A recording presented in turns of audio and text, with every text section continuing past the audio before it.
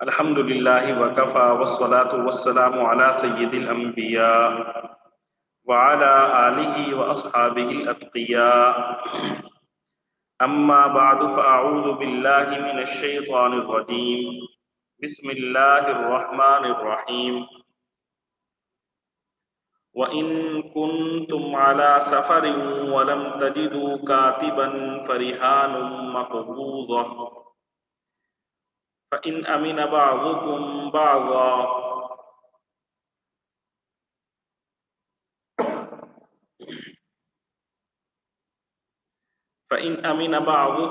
بَعْضًا فَلْيُؤَدِّ الَّذِي اؤْتُمِنَ أَمَانَتَهُ وَلْيَتَّقِ اللَّهَ رَبَّهُ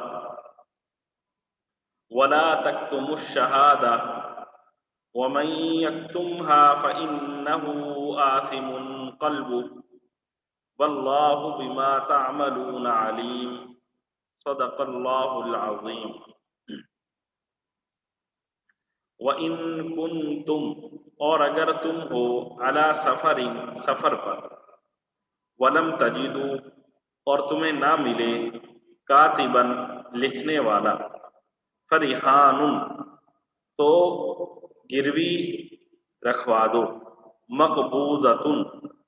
جس پر قبضہ کر لیا جائے۔ وَإِن كُنتُمْ عَلَى سَفَرٍ وَلَمْ تَجِدُوا كَاتِبًا فَرِحَانٌ مَّقْبُوضَةٌ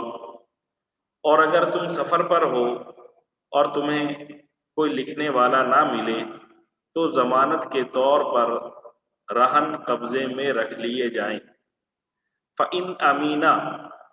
پھر اگر مطمئن ہو جاؤ بعضکم بعضا ایک دوسرے سے فَلْيُؤَدِّ تو چاہیے کہ ادا کرے الذی وہ شخص جس کے پاس اؤتمن امانت رکھوائی گئی ہے امانتہ اپنی امانت کو وَلْيَتَّقِ اللَّهَ اور چاہیے کہ وہ ڈرے اللہ سے ربہ جو اس کا پروردگار ہے۔ فَإِنْ أَمِنَ بَعْضُكُمْ بَعْضًا فَلْيُؤَدِّ الَّذِي اؤْتُمِنَ أَمَانَتَهُ وَلْيَتَّقِ اللَّهَ رَبَّهُ ہاں اگر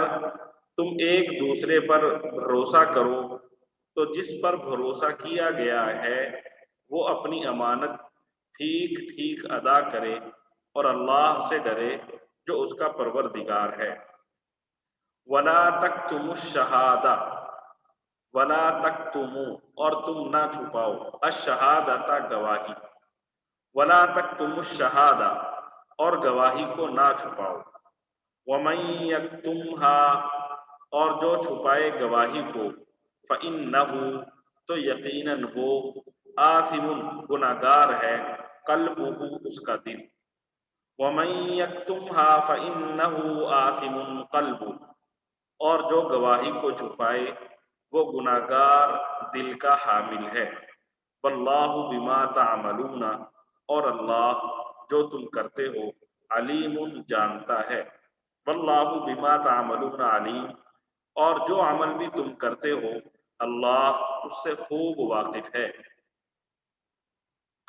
وَإِن كُنتُمْ عَلَى سَفَرٍ وَلَمْ تَجِدُوا كَاتِبًا فَرِحَانٌ مَّقْبُوضَةٌ اور اگر تم سفر پر ہو اور تمہیں کوئی لکھنے والا نہ ملے تو ضمانت کے طور پر رہن قبضے میں رکھ لیے جائیں۔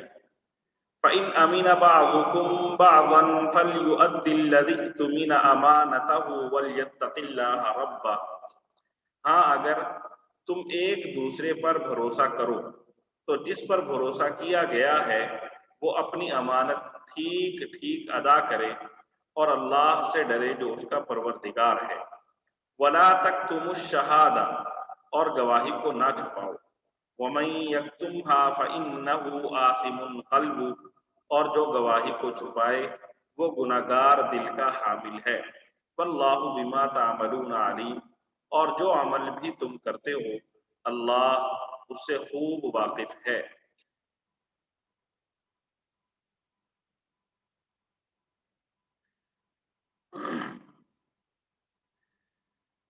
گزشتہ چند دنوں سے جو ہم اسباق پڑھ رہے ہیں ان اسباق میں اللہ تعالی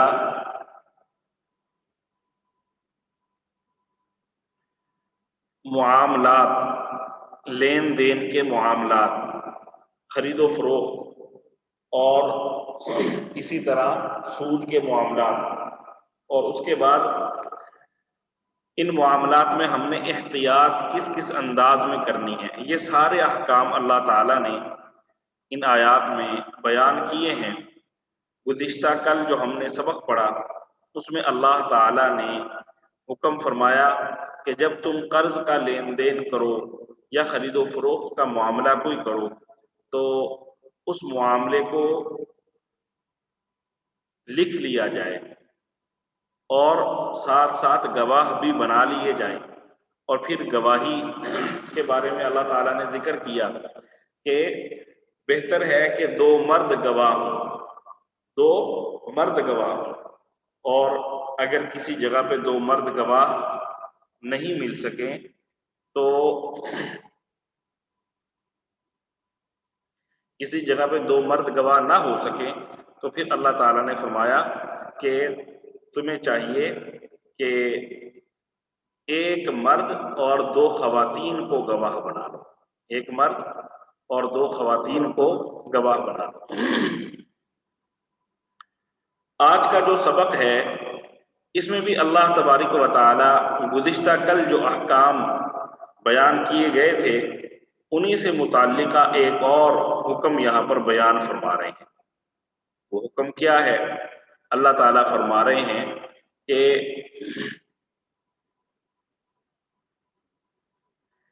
وَإِن كُنتُمْ عَلَى سَفَرٍ وَلَمْ تَجِدُوا كَاتِبًا فَرِهَانٌ مَقْبُوضَةٌ۔ بعض اوقات ایسا ہوتا ہے انسان سفر میں ہوتا ہے اور سفر میں لین دین کے، خرید و فروخت کے، قرض کے معاملات کرنے پڑتے ہیں، تو اس کی وجہ سے بعض اوقات سفر میں یہ پریشانی آتی ہے کہ سفر میں مطلوبہ سہولتیں نہیں ملتی جن کے ذریعے آدمی اس چیز کو باقاعدہ لکھ سکے یا گواہ بنا سکے۔ تو اس کے لیے اللہ تعالیٰ نے ایک اور طریقہ یہاں پہ ذکر کیا ہے۔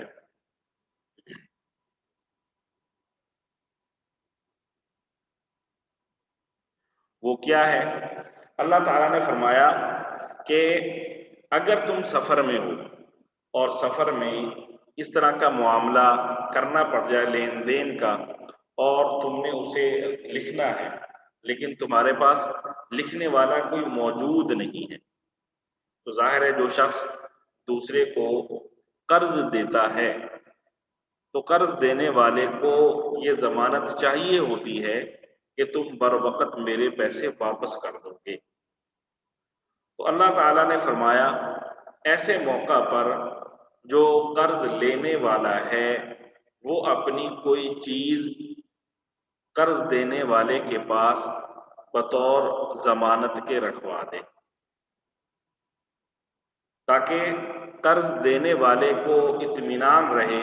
کہ اگر کل کو اس نے بر وقت پیسے ادا نہ کیے تو میں اس کی اس چیز کو فروخت کر کے تو اس سے اپنا قرضہ حاصل کر سکتا ہوں۔ تو بطور ضمانت کے کوئی چیز رکھوانا، بطور ضمانت کے کوئی چیز رکھوانا یہ شریعت کی نظر میں جائز ہے، اور اسے عربی میں کہتے ہیں رہن، اور اردو میں کہتے ہیں گروی رکھوانا، کوئی چیز گروی رکھنا۔ یہاں پہ اللہ تعالیٰ نے بظاہر یہ واقعہ سفر کے لحاظ سے یہ حکم بیان کیا کہ اگر تم سفر میں ہو اور وہاں پہ لکھنے والا نہ ملے تو تم گروی کا معاملہ کرو، لیکن سفر کی کا جو یہاں پہ اللہ تعالیٰ نے ذکر کیا ہے اس کا مطلب یہ نہیں ہے کہ انسان جب اپنے گھر میں ہے، اپنے مقام پر ہے تو یہ معاملہ نہیں کر سکتا، بلکہ اللہ تعالیٰ کا یہاں پہ مقصود یہ ہے کہ چونکہ سفر کے دوران اس قسم کے معاملات کی زیادہ ضرورت پڑتی ہے، تو اس لیے اللہ تعالیٰ نے سفر کا ذکر کر دیا، ورنہ گروی رکھوانے کا معاملہ، رہن رکھوانے کا معاملہ حالت قیام میں، جب انسان اپنے گھر میں، اپنے شہر میں ہے، اپنے گاؤں میں ہے، تو وہاں پر بھی کرنا چاہے تو کر سکتا ہے۔ سفر کے علاوہ حالت قیام میں بھی رہن کا لین دین جائز ہے۔ خود حضور صلی اللہ علیہ وآلہ وسلم سے رہن رکھوانا ثابت ہے۔ حضور صلی اللہ علیہ وآلہ وسلم کو اپنے گھریلو اخراجات کے سلسلے میں کچھ ضرورت تھی، تو آپ صلی اللہ علیہ وآلہ وسلم نے حضرت انس رضی اللہ تعالی عنہ کو ایک یہودی ابو شہم کے پاس بھیجا، اور اس سے انہوں نے جا کر کہا کہ حضرت محمد صلی اللہ علیہ وآلہ وسلم 30 سا جو بطور قرض کے مانگ رہے ہیں، 30 سا جو بطور قرض کے مانگ رہے ہیں۔ تو ایک سا جو ہے وہ 3.5 کلو کا ہوتا ہے، ایک سا 3.5 کلو کا۔ تو یہ یوں کہہ لیں کہ تقریباً حضور صلی اللہ علیہ وآلہ وسلم نے 2.5 من کے قریب جو اس سے طلب کی، تو اس نے حضور صلی اللہ علیہ وآلہ وسلم کی بھی رعایت نہیں کی، کہنے لگا میرے پاس بطور ضمانت کے کوئی چیز رکھواؤ گے تو میں دوں گا۔ تو حضرت انس رضی اللہ تعالیٰ عنہ حضور صلی اللہ علیہ وآلہ وسلم کی خدمت میں حاضر ہوئے اور ساری بات بیان کی، تو حضور صلی اللہ علیہ وآلہ وسلم نے اپنی زرہ مبارک اس کے پاس گروی کے طور پر رکھوا دی، اور جب زرہ اس یہودی کو دی گئی تو اس نے وہ 30 سا جو حضور صلی اللہ علیہ وآلہ وسلم کو دیے۔ اب دیکھیں، حضور صلی اللہ علیہ وآلہ وسلم کو گھریلو اخراجات کے سلسلے میں جو کی ضرورت تھی، تو حضور صلی اللہ علیہ وآلہ وسلم نے وہ جو اس سے ادھار لیے۔ اب اس کو یہ ضمانت چاہیے تھی کہ آپ اس کے پیسے واپس کر دیں گے، اس کے لیے اس نے کہا میرے پاس بطور گارنٹی کے، بطور ضمانت کے اپنی کوئی چیز رکھوائیں۔ تو حضور صلی اللہ علیہ وآلہ وسلم نے اپنی زرہ رکھوائی، تو یہ اس کے پاس زرہ حضور صلی اللہ علیہ وآلہ وسلم کی گروی کے طور پر رکھی ہوئی تھی یا رہن کے طور پر رکھی ہوئی تھی۔ اب اتفاق دیکھیں کہ حضور صلی اللہ علیہ وآلہ وسلم اپنی زندگی میں وہ زرہ اس سے واپس نہ لے سکے، یعنی جو اس کے پیسے بنتے تھے جو کہ وہ حضور صلی اللہ علیہ وآلہ وسلم ادا نہ کر سکے۔ تو حضور صلی اللہ علیہ وآلہ وسلم کی وفات کے بعد حضرت ابو بکر صدیق رضی اللہ تعالی عنہ نے اس یہودی کے وہ قرض کے پیسے ادا کیے اور حضور صلی اللہ علیہ وآلہ وسلم کی زرہ واپس لی۔ تو عرض کرنے کا مقصد یہ ہے کہ رہن کا، گروی کا معاملہ جیسے سفر میں کیا جا سکتا ہے، ایسے ہی حالت قیام میں اپنے گھر میں جب انسان اطمینان کی حالت میں ہو تو تب بھی کرنا جائز ہے۔ حضور صلی اللہ علیہ وآلہ وسلم نے جو 2.5 من کے قریب جو لیے تھے، ان کو آپ نے اپنی جو بیویاں تھیں ان میں برابر طور پر تقسیم کر دیا۔ اس وقت حضور صلی اللہ علیہ وآلہ وسلم کے عقد میں 9 بیویاں تھیں اور 2 لونڈیاں تھیں، تو تول کر حضور صلی اللہ علیہ وآلہ وسلم نے سب میں وہ برابر تقسیم کر دیے، اور اس کا مقصد یہ تاکہ کسی کی حق تلفی نہ ہو، کسی کے ساتھ زیادتی نہ پائی جائے۔ اب یہاں پہ گروی سے متعلق ایک اور مسئلہ سن لیں۔ گروی رکھوانا جائز ہے، لیکن گروی کی حقیقت کیا ہے کہ جس نے پیسے دیے ہیں، جس نے آپ کو قرض دیا ہے، وہ بطور گارنٹی کے، بطور ضمانت کے آپ کی کوئی چیز رکھوانا چاہتا ہے، تو گروی رکھوانا، ضمانت کے طور پر کوئی چیز رکھوانا یا رہن رکھوانا جائز ہے، لیکن ہمارے معاشرے میں گروی کی جو ایک صورت چل رہی ہے عام طور پر، وہ کیا ہے؟ وہ یہ ہے کہ جس نے قرض دیا وہ گروی کے طور پر دوسرے کا مکان، دوسرے کی گاڑی یا کوئی چیز بھی اپنے پاس بطور ضمانت کے گروی کے رکھ لیتا ہے، اور پھر وہ اس چیز کو کھلا استعمال کرتا ہے۔ تو یہ مسئلہ یاد رکھیں، گروی کے طور پر جو چیز رکھی گئی ہو اس سے فائدہ اٹھانا جائز نہیں ہے، حرام ہے۔ گروی کے طور پر جو چیز رکھی گئی ہو اس سے فائدہ اٹھانا جائز نہیں ہے، اس سے فائدہ اٹھانا حرام ہے۔ مثال کے طور پہ ایک شخص نے ایک مکان گروی کے طور پر رکھوایا، تو اب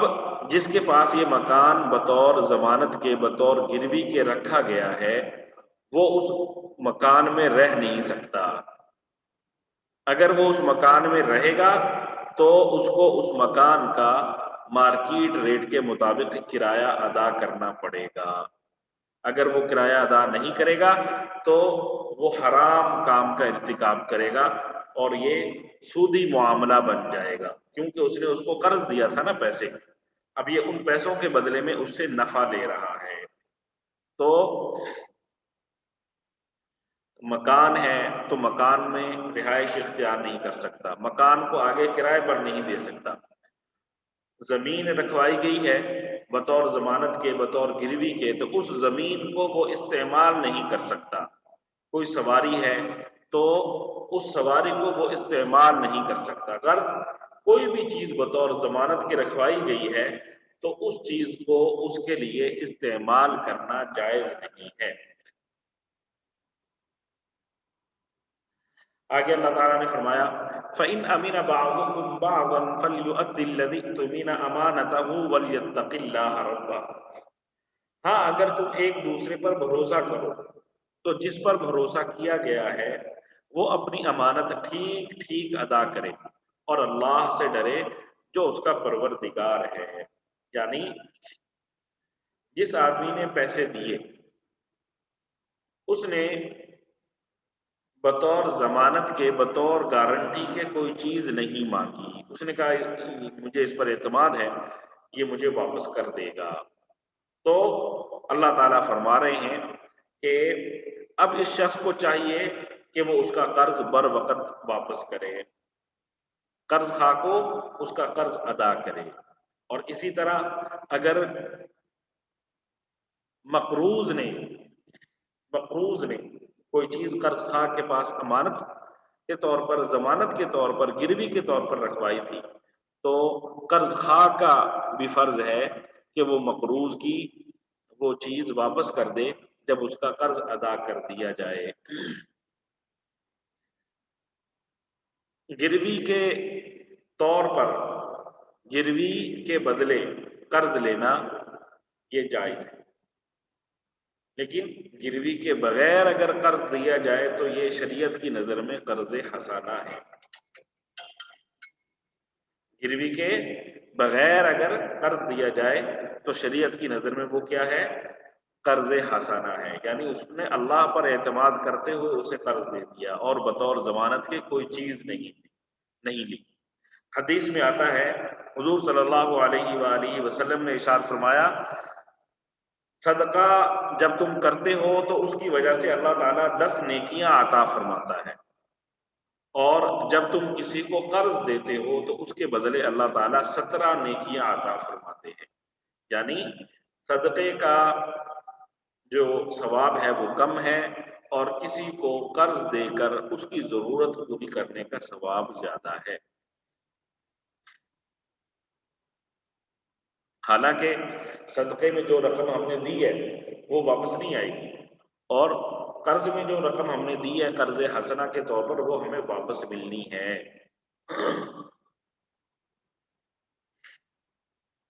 تو اس ثواب میں اتنی فرق کیوں ہے کہ صدقے کا ثواب کم ہے اور قرض دینے کا ثواب زیادہ ہے؟ علماء نے لکھا ہے اس کی وجہ یہ ہے کہ جو صدقہ دینے والا ہے وہ اپنا فائدہ سوچ کر صدقہ کر رہا ہے، اور قرض دینے والا دوسرے کا فائدہ سامنے رکھ کر قرض دیتا ہے اور ضرورت مند کی ضرورت کو پورا کر رہا ہے۔ اللہ کی نظر میں ضرورت مند کی ضرورت کو پورا کرنا زیادہ باعث ثواب ہے۔ آگے اللہ تعالیٰ فرما رہے ہیں وَلَا تَكْتُمُوا الشَّهَادَةَ وَمَن يَكْتُمْهَا فَإِنَّهُ آثِمٌ قَلْبُهُ، اور گواہی کو نہ چھپاؤ، اور جو گواہی کو چھپائے وہ گناہگار دل کا حامل ہے۔ یہاں پہ اللہ تعالیٰ نے کسی معاملے میں آپ کو بطور گواہ کے بلایا جا رہا ہے اور آپ کو حقیقت کا علم ہے کہ اصل معاملہ کیا ہے اور کس نے کس کے ساتھ زیادتی کی ہے، کون کس کا مال کھا رہا ہے، اور وہ شخص آپ کو گواہی دینے کے لیے بھی بلا رہا ہے کہ آپ عدالت میں آئیں اور عدالت میں آ کے درست بات کی گواہی دیں، تو شرعاً ایسی گواہی کو چھپانا حرام ہے، آپ پر لازم ہے کہ گواہی دیں۔ ایسے موقع پر جبکہ وہ بلا رہا ہے صاحب حق اپنے حق میں گواہی کے لیے، ایسے موقع پر کنجوسی کرنا اور سستی کرنا، مصلحت سے کام لینا، یہ درست نہیں ہے۔ جب طلب کیا جا رہا ہے تو پھر جا کر گواہی دیں۔ اور یہاں پہ اللہ تعالیٰ نے فرمایا وَمَن يَكْتُمْهَا فَإِنَّهُ آثِمٌ قَلْبُهُ، جو شخص گواہی کو چھپائے وہ گناہگار دل کا حامل ہے۔ گواہی کو چھپانا ایک تو یہ ہے نا کہ بندہ گیا ہی نہیں، تو یہ زبان اس نے استعمال نہیں کی، اس کو زبان استعمال کرنی چاہیے گواہی دینے کے لیے۔ تو جیسے یہ زبان کا گناہ ہے، اسی طرح یہ دل کا گناہ بھی ہے۔ دل کا گناہ کیسے ہے کہ پہلے تو یہ خیال دل میں آیا نا کہ میں گواہی نہ دوں، تو دل کا گناہ یہ پہلے ہے، اور زبان کا گناہ بعد میں ہے کہ زبان کو جو چیز بولنی چاہیے تھی اس نے وہ نہیں بولی۔ اس کے ساتھ ساتھ یہ بھی ذہن میں رہنا چاہیے کہ گواہی پر اجرت لینا جائز نہیں ہے، یہ کل بھی بات آ گئی تھی، گواہی پر اجرت لینا جائز نہیں ہے۔ گواہی دینا یہ آپ کا شرعی فریضہ ہے اور وہ مفت میں دی جائے گی، فری میں۔ ہاں عدالت یا جج یا متعلقہ جگہ جہاں پہ گواہی دینے کی ضرورت ہے وہاں آنے جانے کا خرچہ لیا جا سکتا ہے۔ واللہ بما تعملون علیم، اور جو عمل بھی تم کرتے ہو اللہ اس سے خوب واقف ہے۔ یعنی یہ ذہن میں رہنا چاہیے کہ اللہ تعالیٰ ہمارے تمام کاموں سے واقف ہے، اس لیے ہمیں اس حقیقت کو مد نظر رکھتے ہوئے تمام اعمال درست طور پر کرنے چاہیے۔ للہ ما فی السماوات وما فی الارض وَإِن تُبْدُوا مَا فِي أَنفُسِكُمْ أَوْ تُخْفُوهُ يُحَاسِبْكُم بِهِ اللَّهُ فَيَغْفِرُ لِمَن يَشَاءُ وَيُعَذِّبُ مَن يَشَاءُ وَاللَّهُ عَلَى كُلِّ شَيْءٍ قَدِيرٌ۔ للہ اللہ کی ملکیت ہے، ما فی السماوات جو کچھ آسمانوں میں ہے، وما فی الارض اور جو کچھ زمین میں ہے۔ للہ ما فی السماوات وما فی الارض، جو کچھ آسمانوں میں ہے اور جو کچھ زمین میں ہے سب اللہ ہی کا ہے۔ وَإِن تُبْدُوا مَا فِي أَنفُسِكُمْ، اور اگر تبدو تم ظاہر کرو ما فی اس چیز کو جو فی انفسکم تمہارے دل میں ہے، او تخفوہ یا تم اس کو چھپاؤ، یحاسبکم تو حساب لے گا تمہارا بھی اس کے بارے میں اللہ۔ وَإِن تُبْدُوا مَا فِي أَنفُسِكُمْ أَوْ تُخْفُوهُ يُحَاسِبْكُم بِهِ اللَّهُ، اور جو باتیں تمہارے دلوں میں ہیں خواہ تم ان کو ظاہر کرو یا چھپاؤ اللہ تم سے ان کا حساب لے گا۔ فَيَغْفِرُ پھر وہ معاف کر دے گا، لِمَن يَشَاءُ جسے چاہے گا، وَيُعَذِّبُ اور عذاب دے گا، مَن يَشَاءُ جسے چاہے گا۔ فَيَغْفِرُ لِمَن يَشَاءُ وَيُعَذِّبُ مَن يَشَاءُ پھر جس کو چاہے گا معاف کر دے گا اور جس کو چاہے گا سزا دے گا۔ واللہ علی کل شیء قدیر، اور اللہ ہر چیز پر قدرت رکھتا ہے۔ للہ ما فی السماوات و ما فی الارض، جو کچھ آسمانوں میں ہے اور جو کچھ زمین میں ہے سب اللہ ہی کا ہے۔ وَإِن تُبْدُوا مَا فِي أَنفُسِكُمْ أَوْ تُخْفُوهُ يُحَاسِبْكُم بِهِ اللَّهُ، اور جو باتیں تمہارے دلوں میں ہیں خواہ تم ان کو ظاہر کرو یا چھپاؤ، اللہ تم سے ان کا حساب لے گا۔ فَيَغْفِرُ لِمَن يَشَاءُ وَيُعَذِّبُ مَن يَشَاءُ، پھر جس کو چاہے گا معاف کر دے گا اور جس کو چاہے گا سزا دے گا۔ وَاللَّهُ عَلَى كُلِّ شَيْءٍ قَدِيرٌ، اور اللہ ہر چیز پر قدرت رکھتا ہے۔ اس آیت میں اللہ تعالیٰ متنبع فرما رہے ہیں کہ شہادت کو چھپانا حرام ہے۔ اگر تم نے معاملہ کو جانتے بوجھتے ہوئے چھپایا تو اللہ تعالیٰ تم سے اس کا حساب لیں گے۔ ٹھیک ہے جی، اللہ تعالیٰ ہمارا حساب لیں گے، تمام اعمال کا حساب لیں گے۔ ہم جو کام خفیہ طور پر کرتے ہیں اللہ کے علم میں وہ بھی ہیں، اور جو کام ہم ظاہری طور پر کرتے ہیں سب کے سامنے اللہ ان کو بھی جانتا ہے۔ اسی طرح جو انسان کے اعمال ہیں اگر ان کی طرف غور کیا جائے تو کچھ اعمال ظاہری ہیں اور کچھ اعمال باطنی ہیں۔ دونوں کا، جو ظاہری اعمال ہیں ان کا بھی حساب قیامت والے دن ہوگا، اور جو باطنی اعمال ہیں ان کا حساب بھی قیامت والے دن اللہ تعالیٰ لیں گے۔ یہاں پہ فرمایا وَإِن تُبْدُوا مَا فِي أَنفُسِكُمْ، تمہارے دلوں میں جو کچھ ہے اگر تم اسے ظاہر کرو، او تخفوه، یا تم اس کو چھپائے رکھو، یحاسبکم بہ اللہ، اللہ تم سے اس کا حساب لے گا۔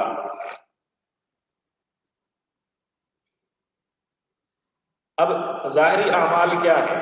ظاہری اعمال جیسے نماز ہے، روزہ ہے، زکوٰۃ ہے، حج ہے،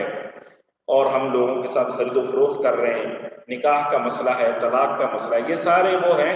جو ظاہری اعمال ہیں۔ تو ان کا حساب کتاب بھی اللہ تعالیٰ لیں گے۔ ان کے ساتھ کچھ باطنی اعمال ہیں، جیسے ہمارا عقیدہ درست ہے یا نہیں،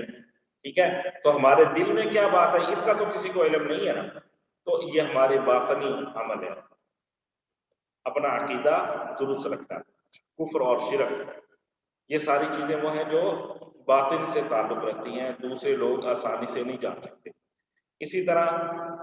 اعمال صالحہ، اخلاق صالحہ، جیسے تواضع ہے، تکبر نہیں کرنا، تواضع اختیار کرنی ہے، صبر کرنا، قناعت ہے، سخاوت ہے، اور اسی طرح جو گناہ ہیں جیسے تکبر ہے، حسد ہے، بغض ہے، کینہ ہے، حب دنیا ہے، حرص ہے، یہ ساری چیزیں باطنی اعمال ہیں، یہ ساری چیزیں باطنی اعمال ہیں۔ تو ان چیزوں کے بارے میں بھی اللہ تعالیٰ قیامت والے دن ہم سے حساب لیں گے۔ یہ آیت اللہ تعالیٰ نے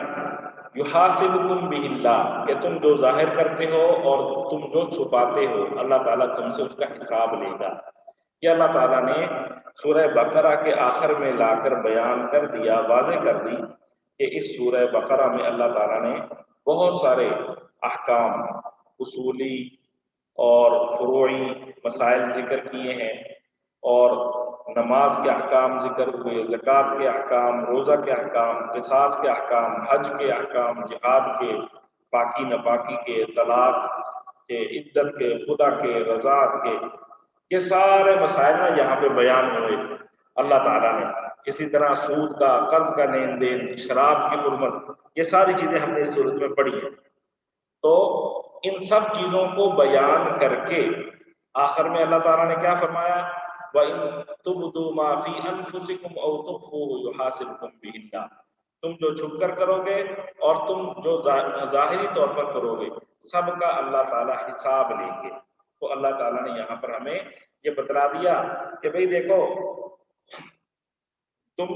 کوئی بھی کام کرو تو اس چیز کو، اس حقیقت کو نہیں بھولنا کہ ہم نے اللہ کے سامنے پیش ہونا ہے اور اللہ کو حساب کتاب دینا ہے۔ ہم کچھ چھپا بھی لیں گے تو اس کے باوجود اللہ تعالیٰ ہمارے دلوں کی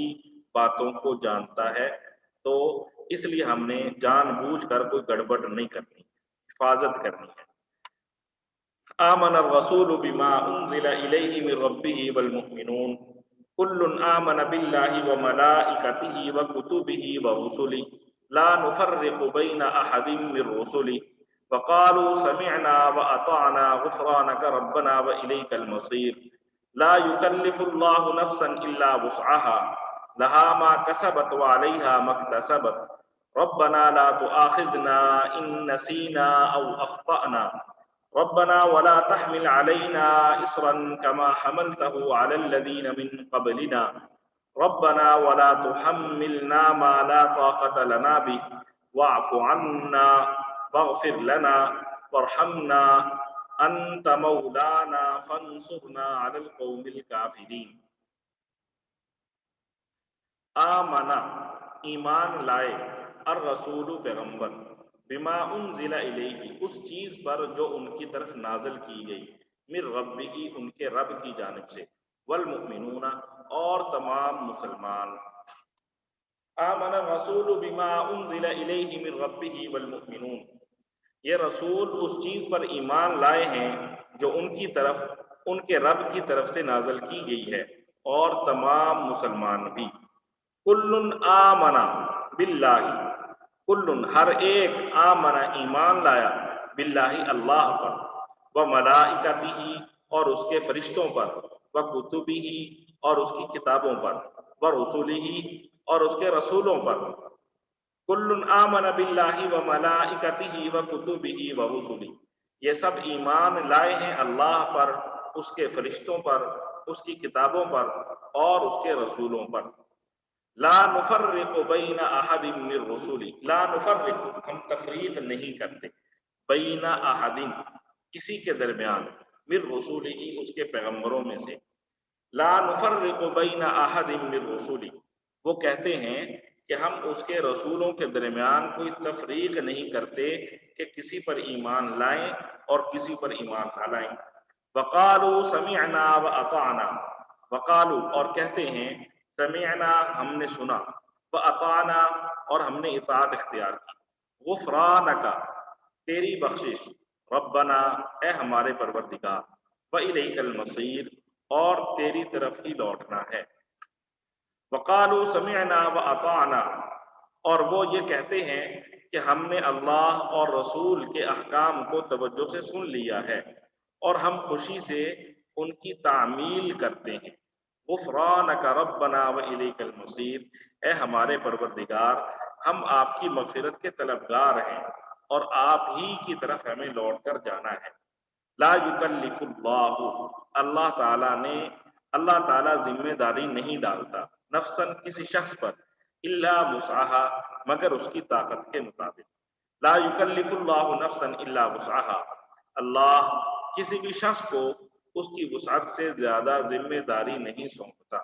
لہا ما کسبت، لہا اس کے لیے ہے، ما جو کسبت اس نے کمایا، وعلیہا اور اس پر وبال ہے، اس چیز کا جو اکتسبت اس نے کمائی. لہا ما کسبت وعلیہا ما اکتسبت، اس کو فائدہ بھی اسی کام سے ہوگا جو وہ اپنے ارادے سے کرے،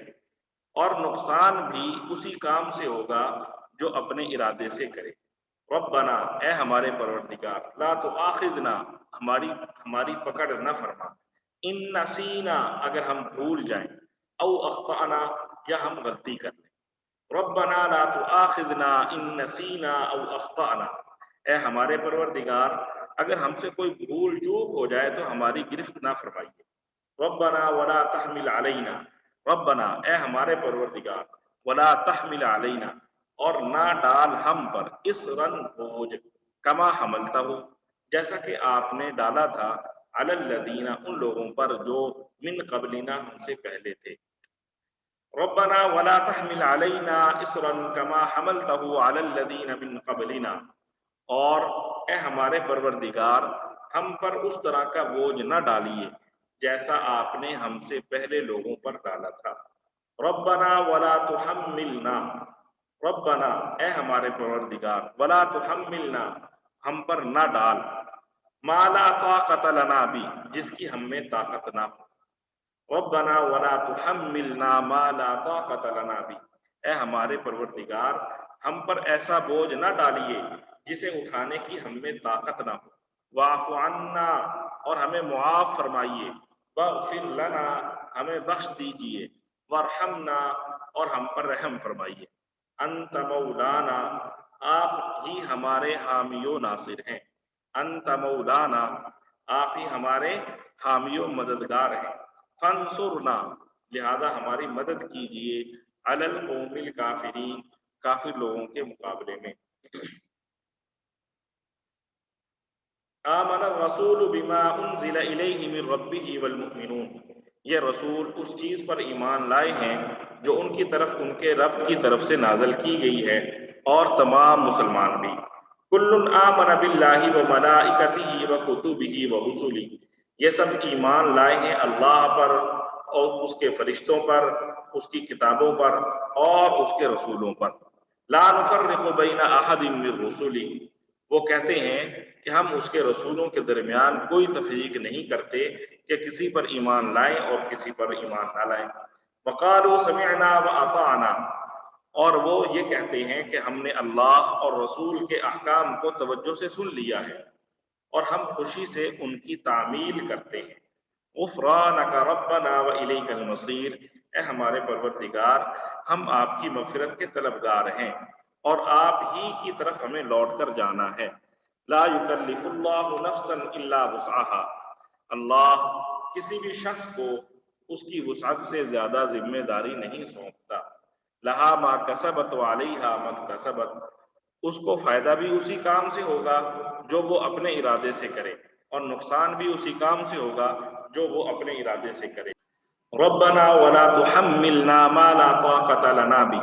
اے ہمارے پروردگار ہم پر ایسا بوجھ نہ ڈالیے جسے اٹھانے کی ہم میں طاقت نہ ہو، واعف عنا اور ہمیں معاف فرمائیے، واغفر لنا ہمیں بخش دیجیے، وارحمنا اور ہم پر رحم فرمائیے، انت مولانا آپ ہی ہمارے حامی و ناصر ہیں، فانصرنا علی القوم الکافرین اس لیے کافی لوگوں کے مقابلے میں ہمیں نصرت عطا فرمائیے۔ دیکھیں یہ سورہ بقرہ کی آخری دو آیات ہیں اور صحیح احادیث میں ان کے بڑے فضائل آئے ہیں۔ حضرت عبداللہ بن عباس رضی اللہ تعالیٰ عنہ سے مروی ہے کہ رسول اللہ صلی اللہ علیہ وآلہ وسلم نے فرمایا، اللہ تعالیٰ نے دو آیتیں جنت کے خزائن میں سے نازل فرمائی ہیں جس کو تمام مخلوق کی پیدائش سے 2000 سال پہلے خود رحمان نے اپنے ہاتھ سے لکھ دیا تھا۔ جو شخص ان کو عشاء کی نماز کے بعد پڑھ لے تو وہ اس کے لیے قیام اللیل یعنی تہجد کے قائم مقام ہو جاتی ہیں۔ یعنی سورہ بقرہ کے آخر کی یہ دو آیتیں آمن الرسول سے اگر کوئی نے عشاء کی نماز کے بعد پڑھ لے تو وہ ایسے جیسے اس نے تہجد پڑھ لی۔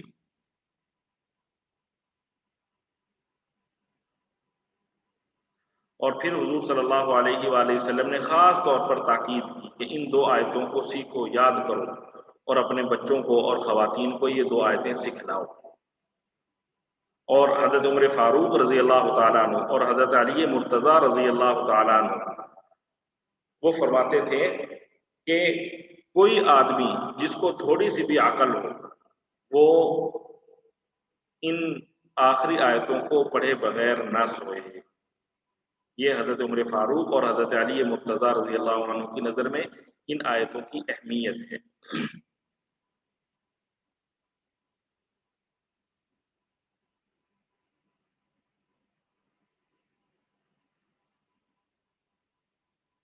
ان میں سے جو پہلی آیت ہے اس آیت کی خصوصیت یہ ہے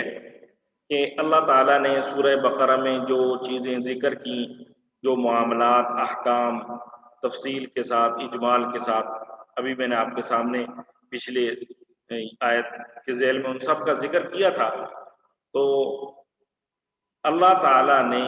ان آیات میں جو ان احکام کو ماننے والے مسلمان ہیں ان کی تعریف بیان کی ہے۔ چنانچہ سب سے پہلے اللہ تعالیٰ نے کہا آمن الرسول، کہ رسول ایمان لے آئے، رسول سے کون مراد ہے؟ حضور صلی اللہ علیہ وآلہ وسلم. اور پھر حضور صلی اللہ علیہ وآلہ وسلم کا نام یہاں پہ ذکر نہیں کیا گیا، بلکہ حضور صلی اللہ علیہ وآلہ وسلم کے لیے خاص لفظ صرف رسول کا استعمال کیا، جس سے یہ واضح ہو گیا کہ بڑوں کا جب ذکر آتا ہے تو ان کا ذکر ادب و احترام سے کیا جاتا ہے، ان کا ذکر ادب اور احترام سے کیا جاتا ہے. ادب اور احترام میں یہ چیز بھی داخل ہے کہ ان کا نام لیے بغیر ان کا تذکرہ کیا جائے. اسی طرح پیچھے ابھی ہم نے آیت پڑھی، اللہ تعالیٰ نے فرمایا کہ وَإِن تُبْدُوا مَا فِي أَنفُسِكُمْ أَوْ تُخْفُوهُ يُحَاسِبْكُم بِهِ اللَّهُ. تم جو چیزیں ظاہر کرو گے اور جو چیزیں چھپاؤ گے، اللہ تعالیٰ ان سب چیزوں کا تم سے حساب لیں گے. تو جب یہ آیت نازل ہوئی تو اس آیت کو سن کر صحابہ کرام رضوان اللہ تعالی علیہم اجمعین گھبرا گئے، کہنے لگے یا رسول اللہ، ہم تو اب تک یہ سمجھتے تھے کہ جو کام ہم اپنے ارادہ اور اختیار سے کرتے ہیں اللہ تعالیٰ ان کا حساب لیں گے، لیکن یہاں پہ اللہ تعالیٰ نے فرمایا جو تم چیزیں چھپاؤ گے ان کے بارے میں بھی تم سے حساب لیا جائے گا. تو بعض اوقات ایسا ہوتا ہے غیر اختیاری طور پر وسوسے دل میں آ جاتے ہیں، خیالات دل میں آ جاتے ہیں. تو اب اس آیت سے تو معلوم ہو رہا ہے ان کا بھی حساب ہوگا، جبکہ ہم تو پہلے یہ سمجھتے تھے کہ غیر اختیاری طور پر جو چیزیں ذہن میں آتی ہیں ان کا حساب نہیں ہوگا. تو حضور صلی اللہ علیہ وآلہ وسلم کو اس کا مطلب ظاہر معلوم تھا، لیکن اس کے باوجود حضور صلی اللہ علیہ وآلہ وسلم نے خاموشی مناسب سمجھی اور صحابہ کو کہا وحی کا انتظار کرو، اللہ کی طرف سے وحی آئے گی. اور ساتھ یہ بھی فرمایا کہ تم اللہ تعالیٰ کے سامنے اس چیز کا اظہار کرو کہ یا اللہ، ہم نے آپ کے احکام سن لیے، سمعنا، ہم نے آپ کے احکام سن لیے، وَأَطَعْنَا، اور ہم نے آپ کی اطاعت اختیار کی، غفرانک ربنا وإلیک المصیر، اور اے پروردگار اگر حکم کی تعمیل میں ہم سے کوئی کوتاہی ہو جائے تو آپ اس کو معاف فرما دیجیے گا، اس لیے کہ ہم نے آپ ہی کی طرف واپس لوٹنا ہے. تو اس پر اللہ تعالیٰ کی جانب سے پھر یہ آیات نازل ہوئی، آمن الرسول بما انزل الیہ من ربہ والمؤمنون کل آمن باللہ وملائکتہ وکتبہ ورسلہ. یہاں پہ ان آیات میں پھر اہل ایمان کی تعریف کی جا رہی ہے، اور اہل ایمان کی تعریف کی جا رہی ہے، اور چونکہ انہوں نے کہا کہ ہمیں احکام سمجھ آئیں یا سمجھ میں نہ آئیں، ہم ہر طرح اللہ تعالیٰ کا حکم ماننے کے لیے تیار ہیں، عمل کرنے کے لیے تیار ہیں. تو اس پر پھر یہ اللہ تعالیٰ نے صحابہ کرام کی تعریف کی، فرمایا آمن الرسول بما انزل الیہ من ربہ والمؤمنون، یہ رسول اس چیز پر ایمان لائے ہیں جو ان کے رب کی طرف سے نازل کی گئی ہے، والمؤمنون، اور تمام مسلمان بھی، کل آمن باللہ وملائکتہ وکتبہ ورسلہ، اور یہ سب کے سب اللہ پر ایمان لائے ہیں، اللہ کے فرشتوں پر، اللہ کی کتابوں پر اور اللہ کے پیغمبروں پر ایمان لائے. اور آگے مسلمانوں کی خصوصیت ذکر کی، لا نفرق بین احد من رسل، کہ یہ مسلمان کہتے ہیں کہ ہم اللہ کے رسولوں کے درمیان کوئی تفریق نہیں کرتے. ایسا نہیں ہے کہ ہم کسی رسول کو مانیں کسی کا انکار کریں، بلکہ ہم تمام رسولوں کو مانتے ہیں. یہ ظاہر سی بات ہے، جیسے دیکھیں پچھلی امتوں میں جو حضرت موسیٰ علیہ السلام کو ماننے والے تھے وہ حضرت عیسیٰ علیہ السلام کو نہیں مانتے تھے، اور حضرت عیسیٰ علیہ السلام کو جو ماننے والے تھے وہ حضرت موسیٰ علیہ السلام کو نہیں مانتے تھے. لیکن ہمارا اسلام ہمیں یہ سبق سکھلاتا ہے کہ اللہ نے جتنے انبیاء بھی بھیجے ان سب انبیاء کو اللہ کا نبی ماننا ہم پر لازم ہے. اگر کسی ایک نبی کے بارے میں بھی کوئی خلش ہمارے دل میں ہو تو اس کی وجہ سے ہمارا ایمان ختم ہو جائے گا. تو یہ اسلام کی خصوصیت ہے کہ سارے انبیاء کا احترام ہمیں اسلام سکھاتا ہے۔ اب جو صحابہ کو شبہ پیدا ہوا تھا کہ جو غیر اختیاری طور پر ہمارے ذہن میں خیالات آتے ہیں، وسوسے آتے ہیں، ان کا بھی اللہ تعالیٰ حساب لیں گے، اللہ تعالیٰ آگے اس کے شبے کا ازالہ فرما رہے ہیں۔ فرمایا لا یکلف اللہ نفسا الا وسعها، اللہ کسی بھی شخص کو اس کی وسعت سے زیادہ ذمہ داری نہیں سونپتا، لہذا غیر اختیاری طور پر جو خیالات اور وسوسے دل میں آ جائیں اور ان پر عمل نہ کرے انسان، کوئی خیال آ گیا، کوئی وسوسہ دل میں آ گیا، لیکن اس وسوسے پر، اس برے خیال پر عمل نہیں کیا، تو اللہ کے نزدیک وہ معاف ہے۔ حساب اور مواخذہ صرف ان افعال پر ہوگا جو انسان اپنے اختیار سے اور اپنے ارادے سے کرتا ہے۔ مثال کے طور پہ دیکھیں، ہمارے مختلف اعضاء ہیں، جیسے ہاتھ ہے، سر ہے، آنکھ ہے اور زبان ہے۔ ان کو بہت سارے اعمال ان اعضاء سے ہوتے ہیں۔ جو اعمال ان اعضاء سے ہوں گے ان کو کہا جاتا ہے اعمال ظاہرہ۔ پھر ہاتھ سے، سر سے، آنکھ سے، زبان سے ہونے والے اعمال بعض اوقات ہم اپنے اختیار اور اپنے ارادے سے کر رہے ہوتے ہیں، جیسے ہم کوئی چیز بولتے ہیں زبان سے، اپنی مرضی سے بول رہے ہیں۔ ہاتھ سے کسی کو مارا جاتا ہے تو وہ اپنے ہاتھ سے، اپنے اختیار سے ہم ماریں گے۔ کوئی چیز اٹھانی ہے تو وہ بھی اپنے اختیار سے اٹھائیں گے۔ اور دوسرا ہے غیر اختیاری طور پر کسی کام کا ہو جانا، بغیر ارادے کے ہو جانا۔ بعض اوقات ایسا ہوتا ہے کہ انسان کہنا کچھ چاہتا ہے، نکل کچھ اور جاتا ہے۔ بعض اوقات انسان کو فالج پڑ گیا، راشا اس کے جسم میں آ گیا، تو اب وہ نہیں چاہتا اپنے ہاتھ کو حرکت میں لانا، لیکن راشے کے وجہ سے اس کے ہاتھ میں حرکت آ جاتی ہے، اور وہ بعض اوقات کوئی چیز ہاتھ میں پکڑتا ہے، وہ چیز اس کے ہاتھ سے گر جاتی ہے جبکہ وہ گرانا نہیں چاہتا تھا۔ تو اسی طرح اللہ تعالیٰ نے یہاں پر فرما دیا جو انسان کے وہ اعمال جو اس کے اختیار کے ساتھ انجام دیے جائیں، ان کا اللہ تعالیٰ حساب لیں گے، ان پر پوچھ ہوگی، ان کے بارے میں سوال ہوگا۔ اور جو غیر اختیاری اعمال ہوں، جن کے بارے میں اس کا اختیار نہ ہو، تو اس کے بارے میں انسان مکلف نہیں ہے اور اس کے بارے میں سوال بھی نہیں کیا جائے گا۔ آگے فرمایا لہا ما کسبت وعلیہا ما اکتسبت، اس کو فائدہ بھی اسی کام سے ہوگا جو وہ اپنے ارادے سے کرے، اور نقصان بھی اسی کام سے ہوگا جو اپنے ارادے سے کرے۔ یعنی جب انسان یہ اعمال کر رہا ہے تو اگر اپنے اختیار اور ارادے سے کر رہا ہے تو اس کو فائدہ ہوگا، اور اگر اپنے اختیار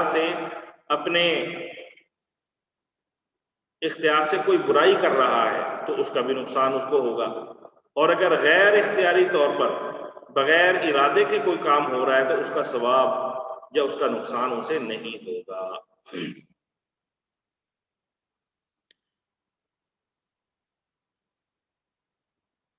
آگے اللہ تعالیٰ نے فرمایا ربنا لا تؤاخذنا ان نسینا او اخطأنا، اے ہمارے پروردگار اگر ہم سے کوئی بھول چوک ہو جائے تو ہماری گرفت نہ فرمائیے۔ ربنا ولا تحمل علينا اصرا كما حملته على الذين من قبلنا، اور اے ہمارے پروردگار ہم پر اس طرح کا بوجھ نہ ڈالیے جیسا آپ نے ہم سے پہلے لوگوں پر ڈالا تھا۔ ربنا ولا تحملنا ما لا طاقة لنا به،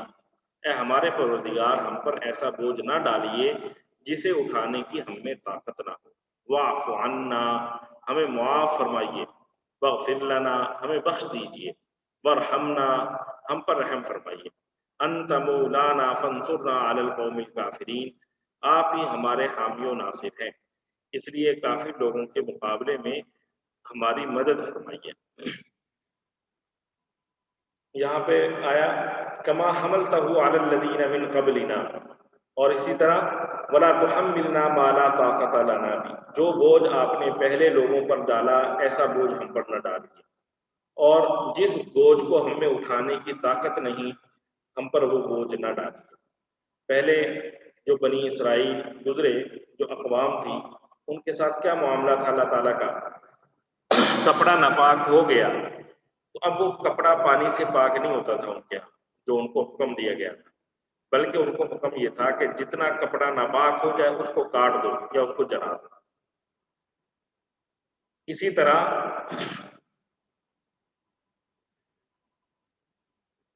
کسی نے کسی شخص کو قتل کر دیا، اب قاتل کی توبہ اس وقت تک قبول نہیں ہوگی جب تک اس کو قتل نہ کیا جائے۔ اللہ تعالیٰ یہاں پر ہمیں دعا سکھلا رہے ہیں کہ اللہ سے دعا کرو کہ یا اللہ ہم پر ایسا بوجھ نہ ڈالیے جیسا بوجھ آپ نے پہلے لوگوں پر ڈالا تھا۔ ٹھیک ہے جی، تو ہمیں یہ دعائیں مانگتے رہنا چاہیے۔ اور اسی طرح آگے کہا وَلَا تُحَمِّلْنَا مَا لَا طَاقَةَ لَنَا بِهِ، جس کی ہم میں طاقت نہیں وہ بوجھ ہم پر نہ ڈالیں۔ بنی اسرائیل کو اور دوسری اقوام کو اللہ تعالیٰ نے برے اعمال پر دنیا میں سزا دی، تو اللہ تعالیٰ ہم سے یہ دعا کروا رہے ہیں کہ جیسے آپ نے انہیں دنیا میں سزا دی تھی اس طرح ہمیں دنیا میں سزا نہ دیجیے۔ بہرحال یہ اللہ تعالیٰ کا خصوصی فضل اور اللہ تعالیٰ کی خصوصی مہربانی کہ آج ہم نے سورہ بقرہ مکمل کر لی ہے، اور یہ بہت بڑا حصہ ہم نے پڑھا ہے، تقریباً 2.5 پارے پر مشتمل یہ سورہ بقرہ ہے، اور اس طرح یہ ہماری سورہ بقرہ مکمل ہو گئی ہے۔ اس پر ہمیں اللہ تعالیٰ کا شکر ادا کرنا چاہیے، اور ساتھ ساتھ اب ہم تیار بھی ہو جائیں کہ آگے جو باقی رہ گیا ہے قرآن پاک کا حصہ، انشاءاللہ وہ بھی ہم نے ذوق اور شوق کے ساتھ شرکت کر کے مکمل کرنا ہے، اور ساتھ دعا بھی کریں اللہ تعالیٰ مجھے بھی استقامت عطا فرمائے، آپ کو بھی استقامت عطا فرمائے، اور ہمیں دل لگا کر یہ سیکھنے کی توفیق عطا